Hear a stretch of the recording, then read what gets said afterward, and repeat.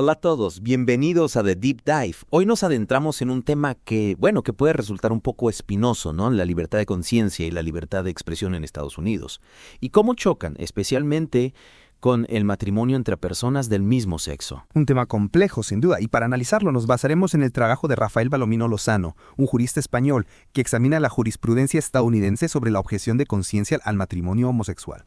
Interesante, o sea, estamos hablando de cómo los tribunales en Estados Unidos han ido interpretando este derecho a la objeción de conciencia, ¿verdad? Exactamente, y lo que veremos es que ha habido idas y venidas, un tira y afloja entre el poder legislativo y el judicial en cuanto a la protección de la libertad religiosa. Es como un partido de tenis, ¿no? Ah, entiendo. ¿Y podría darnos algún ejemplo de este tira y afloja? Claro.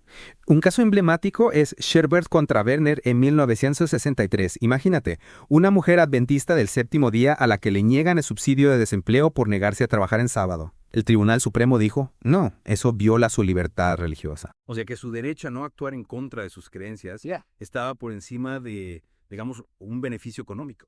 Interesante. Sí, sentó un precedente importante. Pero luego en 1990 llega el caso Employment Division contra Smith y aquí el Tribunal Supremo cambia de opinión y dice que la libertad religiosa no puede justificar conductas ilegales. ¿En serio? ¿Y eso qué significa? Que ya no se podía objetar conciencia si la ley lo prohibía. Bueno, no exactamente. El Tribunal Supremo argumentó que solo si se combinaba la libertad religiosa con otro derecho fundamental, como la libertad de expresión, se podía justificar una excepción a la ley. Entonces, digamos que se redujo el alcance de la protección a la objeción de conciencia. En efecto. Ya. Pero ojo, que el Congreso no se quedó de brazos cruzados. En 1993 aprueban la RFRA, la Ley de Restauración de la Libertad Religiosa, para intentar devolver la protección a la libertad religiosa. Vaya, un vaivén constante. Y en todo esto, ¿dónde encaja la reforma sanitaria de Obama? Me refiero al mandato anticonceptivo, ¿no? Ese que causó tanta polémica. Ahí les dado. El mandato anticonceptivo obligaba a los empleadores a cubrir la anticoncepción en los seguros médicos de sus empleados.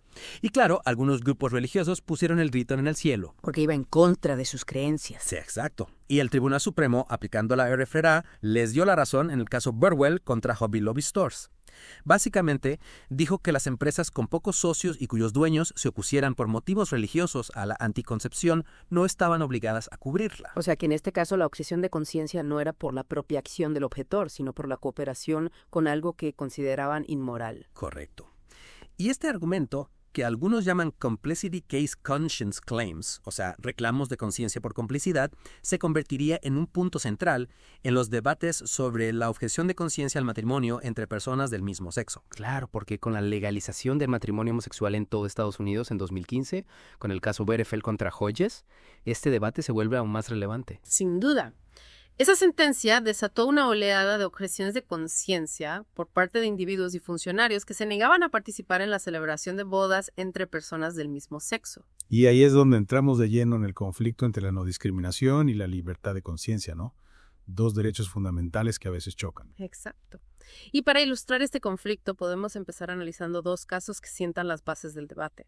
El Lane Photography contra Willock en Nuevo México y Emmy Lane Photography en Wisconsin.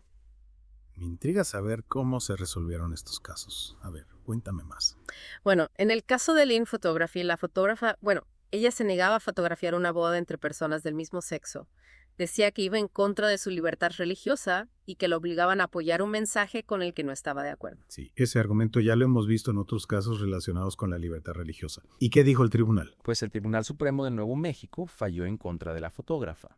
Consideraron que la Ley Estatal de Derechos Humanos no violaba su libertad religiosa, ya que solo le exigía prestar un servicio público sin discriminar por orientación sexual. O sea, que no aceptaron su argumento de que le estaban obligando a expresar un mensaje que no compartía. Exactamente. Dijeron que fotografiar una boda no era una forma de expresión personal protegida por la Primera Enmienda. Ya veo. ¿Y el caso de Amy Lynn Photography en Wisconsin fue similar? Pues este caso tuvo un final diferente. La fotógrafa Amy Lawson no tenía un estudio físico, ¿no? Trabajaba online, atendía a sus clientes por internet. Y, bueno, ella como que se anticipó a posibles problemas y solicitó a la justicia que declarara que la ley de Wisconsin, que prohibía la discriminación en lugares públicos, no le podía ser aplicada. O sea que fue un poco la defensiva, ¿no? Sí, digamos que sí. Y el tribunal le dio la razón. Argumentaron que como su negocio no operaba en un lugar público físico, la ley estatal no le aplicaba. Parece que la naturaleza de su negocio y el hecho de que no había un conflicto real influyeron en la decisión. Totalmente. Estos dos casos, aunque con resultados opuestos, nos muestran cómo los tribunales empezaban a lidiar con la complejidad de la objeción de conciencia al matrimonio entre personas del mismo sexo. Y claro, hablando de esto, no podemos dejar de mencionar el caso Masterpiece Cake Shop, que llegó hasta el Tribunal Supremo. Por supuesto, este es un caso fundamental. Recordemos que el pastelero se negó a hacer una tarta para una boda gay, argumentando que iba en contra de sus creencias religiosas. Sí, recuerdo que fue un caso muy mediático. ¿Y al final qué pasó? Pues el Tribunal Supremo falló a favor del pastelero, pero digamos que no por las razones que muchos esperaban.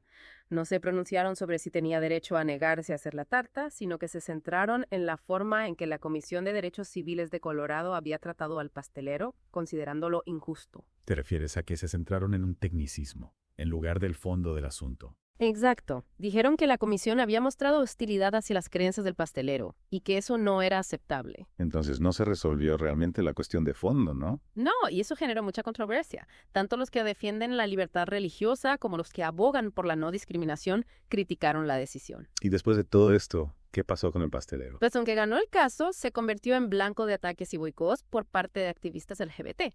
Incluso tuvo que volver a los tribunales por negarse a hacer una tarta para celebrar la transición de género de una persona. Vaya, parece que ganar el caso no le libró de los problemas. Para nada. Y mientras en Estados Unidos se debatía el caso Masterpiece Cake Shop, en el Reino Unido tenían un caso similar, el de Asher's Baking. ¿Y en qué se diferenciaba este caso? Pues en Asher's Baking, la pastelería se negaba a hacer una tarta con un mensaje a favor del matrimonio homosexual. Y el Tribunal Supremo del Reino Unido dijo que no había discriminación porque se negaban a hacer la tarta por el mensaje, no por la persona. Entiendo. Es una distinción sutil, pero importante. Sí, y aunque este caso no tuvo un impacto directo en la jurisprudencia estadounidense, sí podemos ver cómo algunos tribunales en Estados Unidos empezaron a considerar el argumento de la libertad de expresión para proteger la objeción de conciencia. Hablando de libertad de expresión, antes mencionaste que algunos casos lo usaron como argumento principal. ¿Podrías contarnos un poco más sobre esos casos? Claro que sí. A partir de 2019, vimos una serie de casos que planteaban nuevas perspectivas sobre la objeción de conciencia y la libertad de expresión. Por ejemplo. Bueno, está el caso de Telescope Media Group, una empresa que hacía vídeos de bodas y se negaba a filmar bodas entre personas del mismo sexo. El Tribunal Federal de Apelaciones del Octavo Circuito falló a favor de la empresa, argumentando que la creación de vídeos era una forma de expresión protegida por la primera enmienda. O sea, que consideraron que obligarles a firmar una boda con la que no estaban de acuerdo violaba su derecho a la libertad de expresión. Exactamente. Y este mismo argumento se usó en el caso Brush and Nib Studio, un estudio de diseño que se negaba a crear invitaciones para bodas entre personas del mismo sexo. ¿Y el tribunal falló de la misma manera? Sí, el Tribunal Supremo de Arizona les dio la razón, argumentando que la creación de invitaciones de boda era una forma de expresión artística protegida por la libertad de expresión. Parece que la creatividad y la expresión artística se están convirtiendo en argumentos clave para defender la objeción de conciencia. Sin duda. Y luego tenemos el caso Hands On Originals, una empresa que imprimía camisetas y se negaba a hacer camisetas para una organización LGBT. El Tribunal Supremo de Kentucky falló a favor de la empresa, argumentando que la creación de camisetas con mensajes específicos también era una forma de expresión protegida. Es fascinante cómo la jurisprudencia estadounidense está empezando a abrirse la posibilidad de proteger la objeción de conciencia a través de la libertad de expresión. Así es. Y para terminar de ilustrar este panorama, podemos analizar el caso de Steve Tanis y su granja Country Mill Farms. ¿Qué pasó en ese caso? También tiene que ver con la libertad de expresión. Pues Tanis se negaba a alquilar su granja para bodas entre personas del mismo sexo y el municipio le denegó la licencia para participar en el mercado de granjeros local. Entiendo. O sea que la negativa del municipio no estaba directamente relacionada con la expresión de Tanis. Correcto. Pero Tanis demandó al municipio argumentando que le estaban discriminando por sus creencias religiosas y que la exclusión del mercado limitaba su libertad de expresión al no poder promocionar sus productos y su negocio. Un caso que nos recuerda cómo la libertad de conciencia en el ámbito privado puede entrar en conflicto con las políticas públicas. ¿Y qué ha pasado con este caso? Pues aún está en proceso, pero el juez ha dicho que la ordenanza municipal es demasiado amplia y que podría estar violando la libertad de expresión de Tanis. O sea que el juez no está muy convencido de la legalidad de la ordenanza. Exacto. Este caso, al igual que los anteriores, nos lleva a reflexionar sobre el estado actual de la objeción de conciencia en Estados Unidos y cómo se relaciona con otros derechos fundamentales. Precisamente, creo que es un buen momento para analizar esas reflexiones y comprender mejor el panorama actual. Después de ver tantos casos, me queda la cabeza dando vueltas.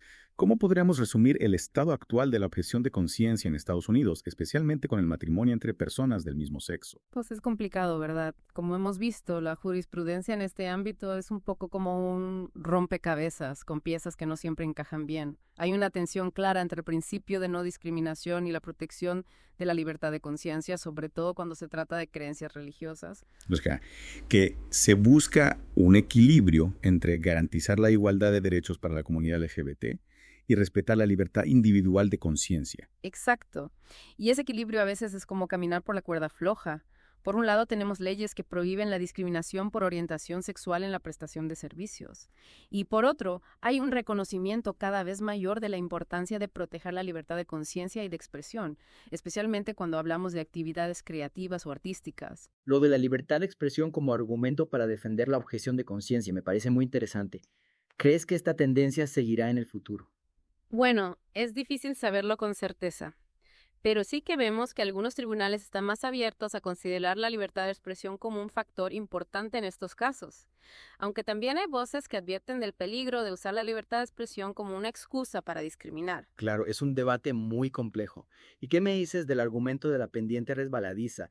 Esa idea de que si se aceptan ciertas excepciones a las leyes antidiscriminación, se abrirá la puerta a todo tipo de abusos. Bueno, ese argumento se usa a menudo para rechazar la objeción de conciencia, pero la realidad es que la mayoría de la población estadounidense apoya la igualdad de derechos para la comunidad LGBT. Así que el miedo a una reacción social masiva en contra de esos derechos, pues no parece muy justificado. Entonces, ¿cuál crees que es el futuro de la objeción de conciencia en Estados Unidos? Pues yo creo que el debate actual se centra demasiado en la perspectiva religiosa de la objeción de conciencia. En realidad, la libertad de conciencia es un derecho fundamental que debería protegerse para todos, independientemente de las creencias de cada uno. Tengas la religión que tengas, o incluso si no tienes ninguna, tu libertad de conciencia debe estar garantizada. Totalmente de acuerdo. En esta Deep Dive hemos podido ver la complejidad del debate sobre la objeción de conciencia y el matrimonio entre personas del mismo sexo. Hemos analizado casos judiciales, argumentos, perspectivas y las implicaciones para el futuro. Sí, y lo importante es que tú, que nos estás escuchando, puedas comprender la complejidad de este debate y formarte tu propia opinión sobre un tema tan importante para una sociedad plural y democrática. Al final, la pregunta que todos debemos hacernos es, ¿cómo podemos construir una sociedad que respete la igualdad de derechos para todos sin renunciar a la libertad individual de conciencia? Una pregunta que seguro que seguirá dando mucho que hablar. Y con esta reflexión terminamos nuestra Deep Dive de hoy. Esperamos que te haya resultado interesante y te haya ayudado a comprender mejor este complejo tema. Hasta la próxima.